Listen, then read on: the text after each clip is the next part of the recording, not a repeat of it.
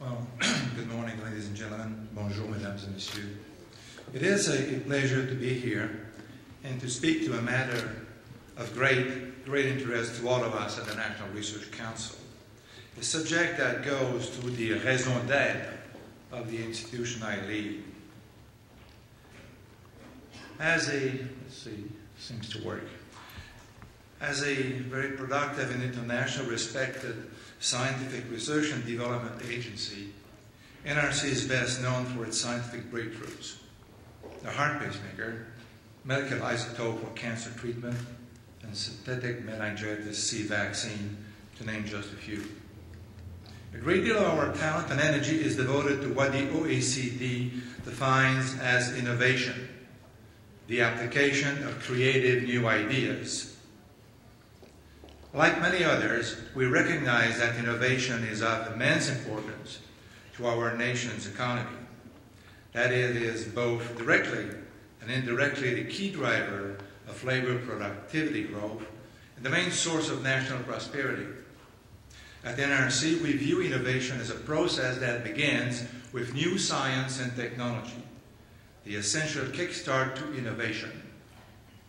Several years ago, I struck a task force from the private sector and academia. I wanted advice of NRC's roles in Canada's innovation ecosystem, how Canada's premier research organization could best contribute to strengthening it. That task force took a system-oriented approach in their analysis, an approach that recognizes that while businesses play a central role in developing and applying innovations, they are never alone. Innovations also depends on other institutions, other organizations, and supporting infrastructures in a city, a region, or nation. It is the interactions among all participants that determines the outcome. And increasingly, on a national scale, the outcome is determined by the international links that participants develop and share. A simplified view of Canada's innovation ecosystem looks like this. The private sector undertakes and funds R&D. It applies and adapts R&D to commercialize, sell, and export goods, services, and processes. It is a significant source of funds as corporations, as investors in venture capital, and as angel investors. Government set the framework through legislation, taxations, and policies. They are regulators. They provide specialized infrastructures. They determine the pool of highly qualified personnel through education, labor, human resources, and immigration policies. They fund, undertake, and support R&D. Universities and colleges educate the essential highly qualified personnel. They conduct research and transfer their research discoveries to the private sector.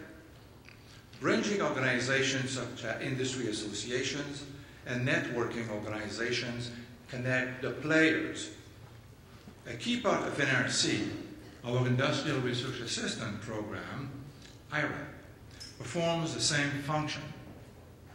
This is a simplified view of Canada's innovation ecosystem.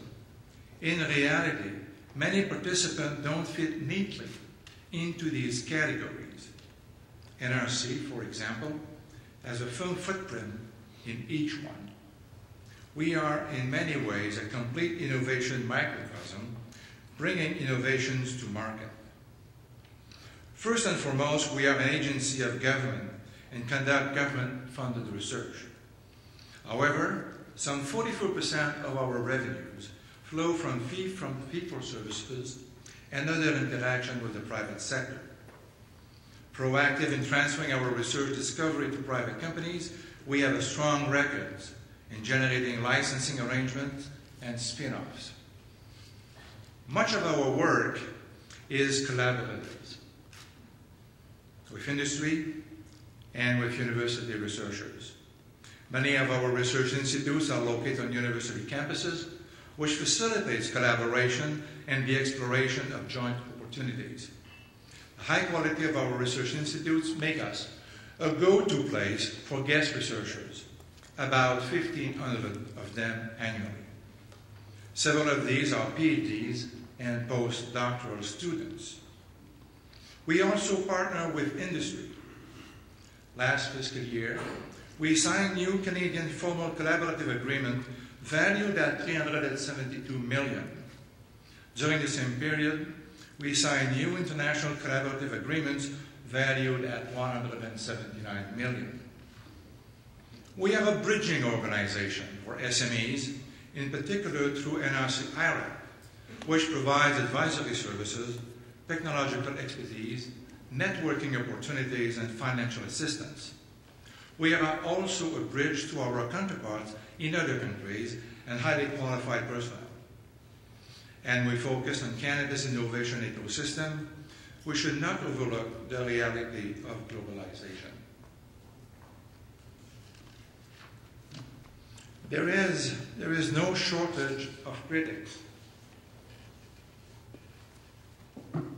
There is no shortage of critics of Canada's innovation performance.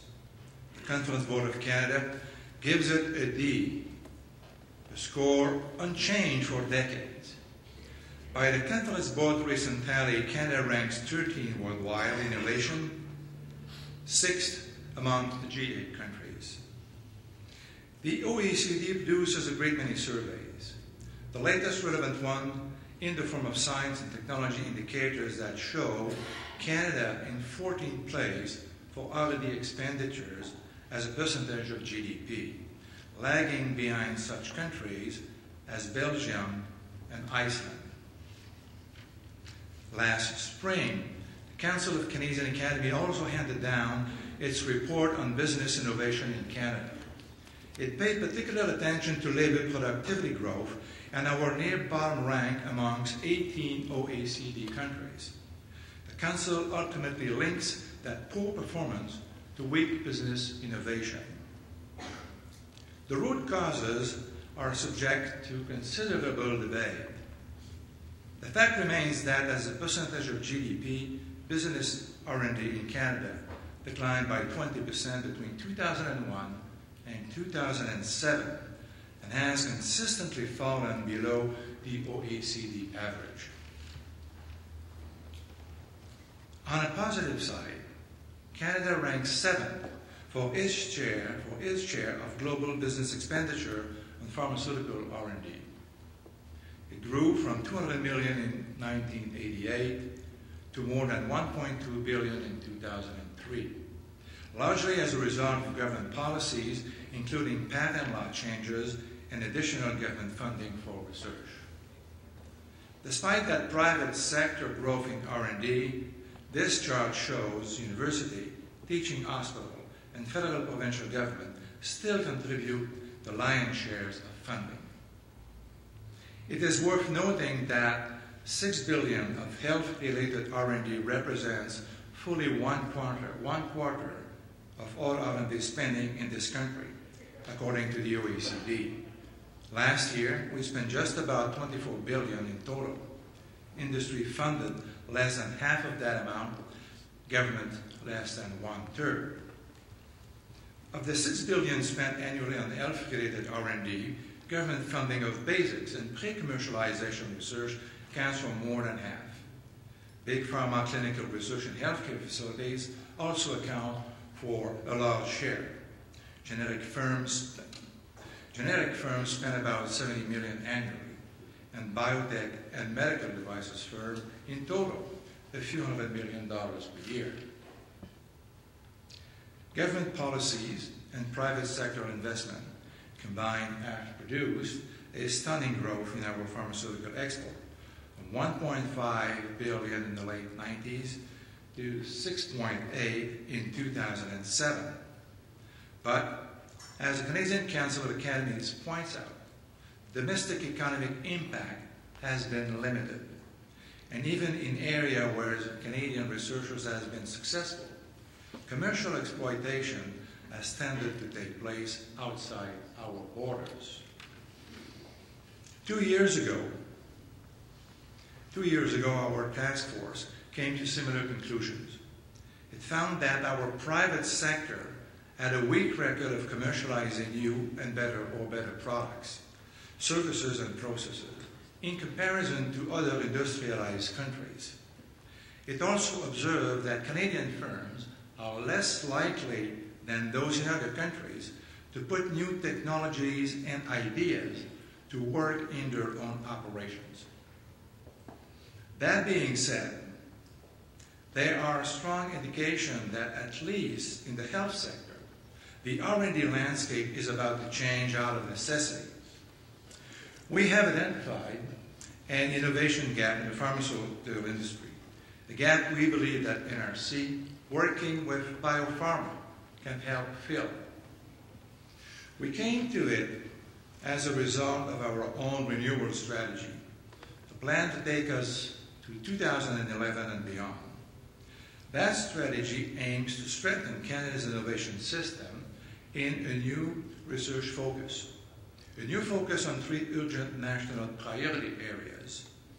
Health and wellness received first mention, alongside sustainable energy and the environment.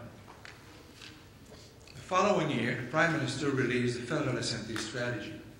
Again, health was highlighted as one of the 4 national priority areas worthy of targeted resources and new partnerships. Later that year, NRC announced key sector of focus for our organization. Biopharmaceutical was number 2. The industry is not just on our radar and on the government's radar, but it is a key part of our flight plan. As we began to develop biopharmaceutical sectoral strategy, we identified how we might assist firms facing the following innovation gap. Big Pharma is faced with a patent expiry on some 115 to 220 billion worth of its branded drug between 2007 and 2012. It has few new blockbusters in the pipeline. As a result, there is enormous pressures to bring new drugs into the system. Unfortunately, most of the easy discoveries have been made. New approaches are required to meet unmet medical needs. In fact, these new approaches are already emerging as trends.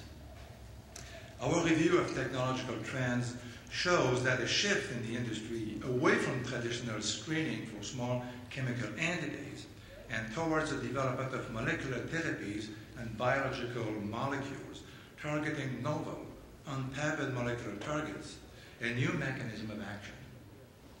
We have also seen that co-development of drugs and diagnostic has become more prominent. One key issue for the biotechnology industry is the urgent need to mature technologies further in Canada, to bring them to the point where they present a solid business opportunity to people with the financial means to bring them to market.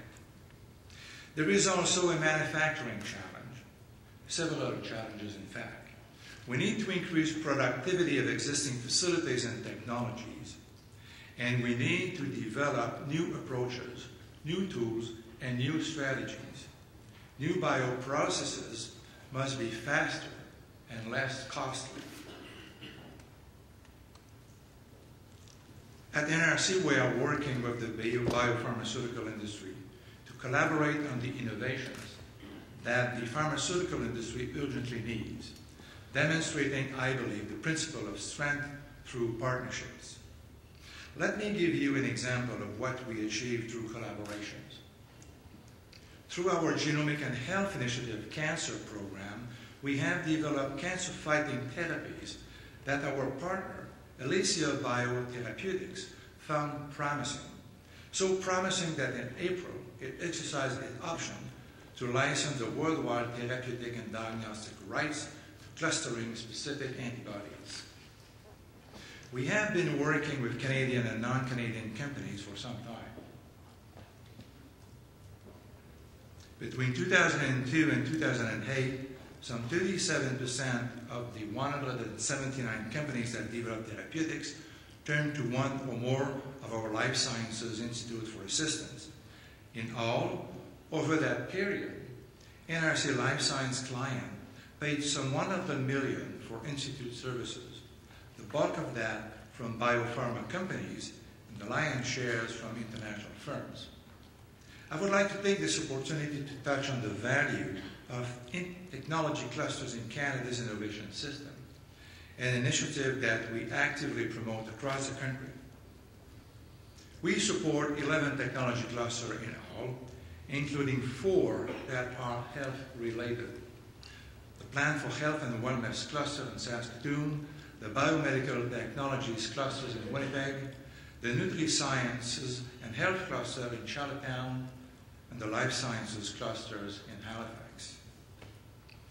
The Winnipeg Biomedical Technology Clusters, in particular, has seen dramatic growth since the early 1990s.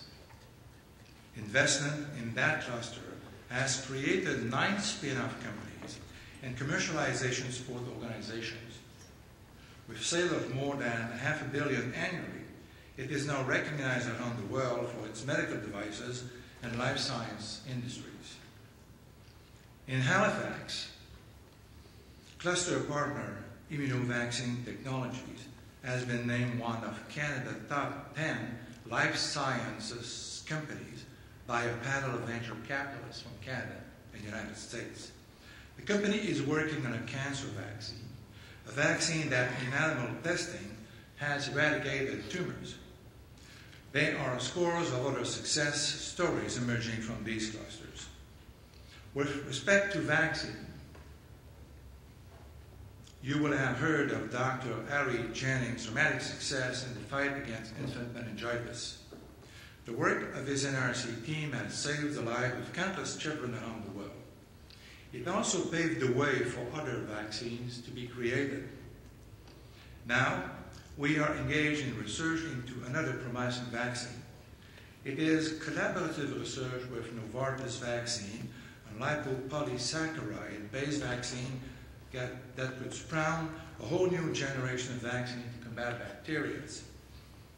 With antibiotic resistance on the rise, new approaches to combat infectious disease are more important than ever. In the field of medical devices technologies, we are merging scientific expertise with engineering solutions. We are exploring biosensors, implantable biomaterials, surgical robotics, and simulation, and more. Let me tell you, it is a fascinating field. We have already fostered 2 spin-off companies in this area. One is called Imris, the other one is called Novadac Technologies, that raised in total more than $125 million from venture capitals and public IPOs market. This summer in Halifax, a neurosurgeon made medical history by being the first to remove a patient's brain tumor with the aid of a virtual reality neurosurgical simulator.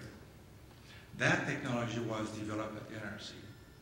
It combines a series of sophisticated MRI scans to show surgeons an individual's anatomy and all key areas of concern prior to performing the actual operations. 7 prototypes of the system are expected to be in use across Canada within the next 18 months.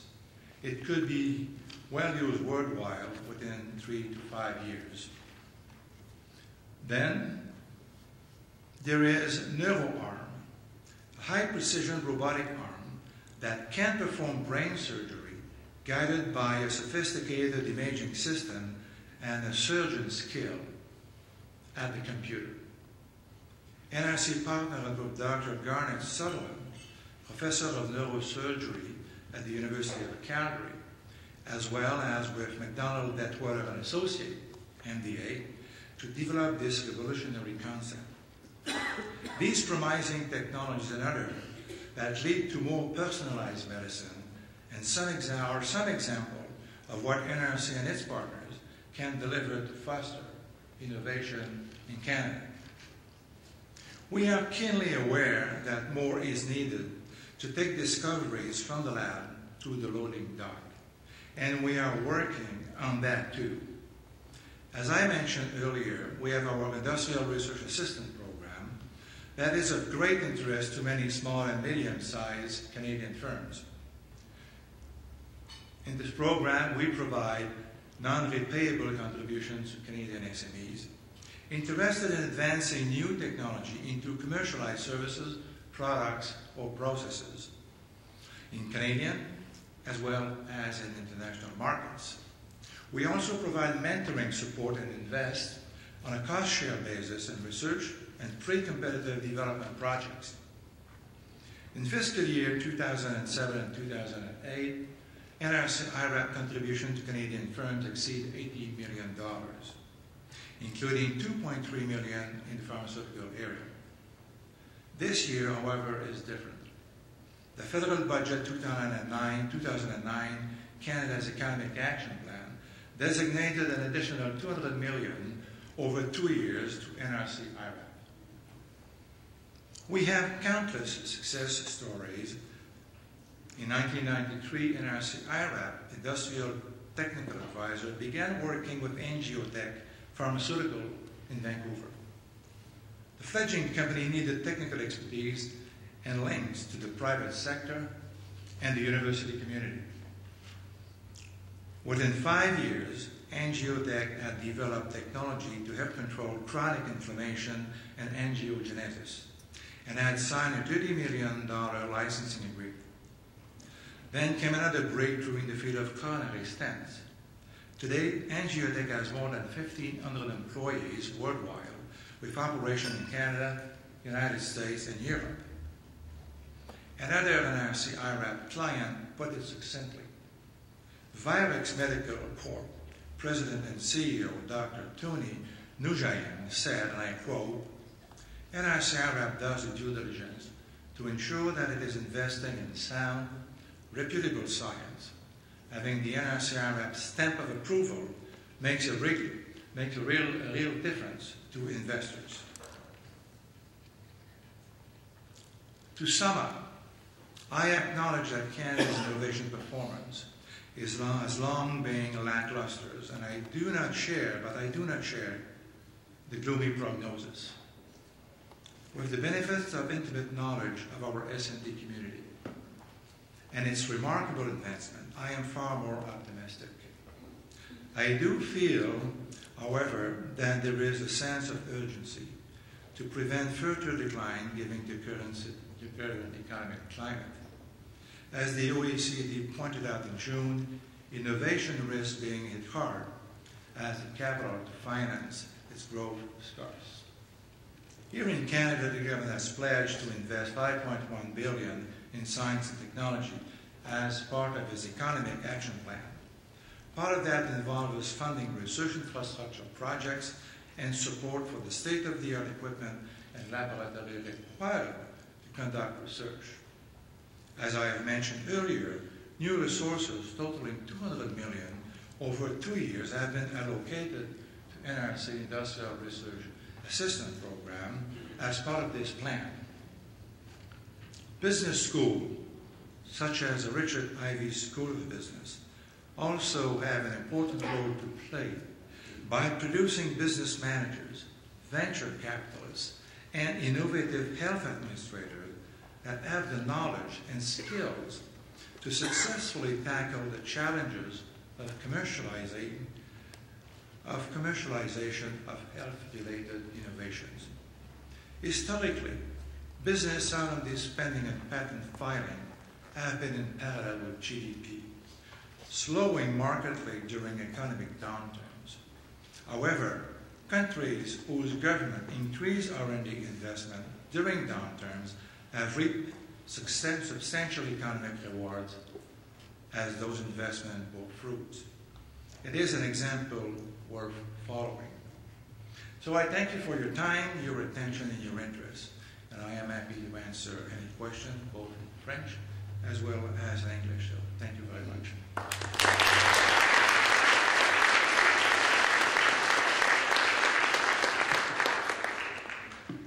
So due to our current time frame, are there 2 questions in the audience for Dr. Coulombe?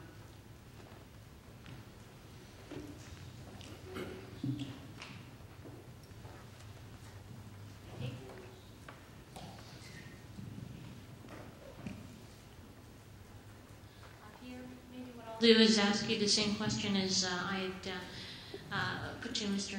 Malsay, is that we have numerous students in the room, numerous faculty, and what are those things that you believe our students could be doing in interaction with the National Research Council to facilitate both their education and also bringing product to market?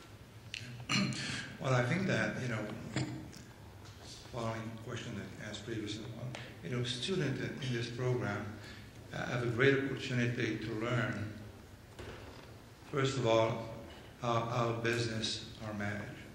I've been working in the field of innovation for quite some time. I started companies with physicians in the past, and particularly with physicians. I guess not those who are in this room, obviously, but physicians are, specifically those in the research area, some of them are quite keen to start companies and being very much convinced that what they have in their labs could be very quickly transferred into innovation, into revenue generating, into creating jobs. But what I observe is that in a large number of cases, those physicians or those health professionals, they just don't have the background in businesses. And I think that what you are doing here is probably a very significant way to facilitate, at least in the health sector, transfer of knowledge to commercialization. I had the chance to speak with two of young physicians that are in this program right now, and I would bet that once they completed it, if they want to start companies or if they want to be concerned about innovation, they will have a much better understanding of what it takes. Quite contrary to other fields, the field of health sciences, the field of pharmaceutical, the field of medical devices, there is a long journey between research, innovation, job creation, and a positive balance sheet. It takes a lot of investment, it takes a lot of dedication, it takes a lot of knowledge, a lot of skills to do that. And from an investor's point of view, it also takes a lot of time. So I believe that what you're doing currently here is certainly a way to prepare those students, to be in a better position to play a significant role in the role of commercialization of technology. And I would say that it is really something that we deeply need in